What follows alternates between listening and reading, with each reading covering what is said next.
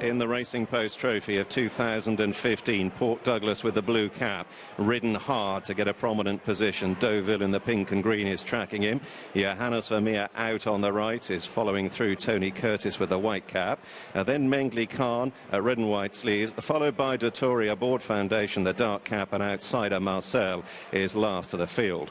Quarter of a mile behind them then, and it's Port Douglas who leads by a length and a half from Deauville. Mengli Khan going freely under restraint alongside Tony Curtis. Then Johannes Vermeer next door to Foundation Frankie with a tight hold of his head, and Marcel last of a well-grouped field.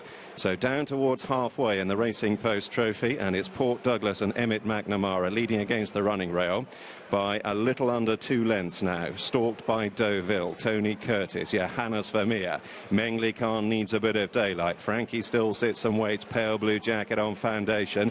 Past the 3, Marcel remains last of the field. Tempo beginning to lift now. Port Douglas ridden along, Deauville pushed up to join him. Then Tony Curtis, Johannes Vermeer. Frankie now just looking for a way through on Foundation. He has to sit and wait, all dressed up, nowhere to go. Furlong and a half left to go. Marcel unleashed from the rear. Down the outside has come sweeping through, and Marcel moves on, approaching the last furlong. Johannes Vermeer giving chase. Foundation has had no sort of run, is well held, and it's Marcel for a huge shock in the Racing Post Trophy. Johannes Vermeer is trying to bridge the gap. Atzeni dazzles again on Town Moor, and Marcel runs them ragged to cause a huge upset in the Racing Post Trophy. Johannes Vermeer second. Foundation didn't get the rub of the green in third, followed home by Port Douglas disputing fourth with Deauville, and then Tony Curtis and Mengli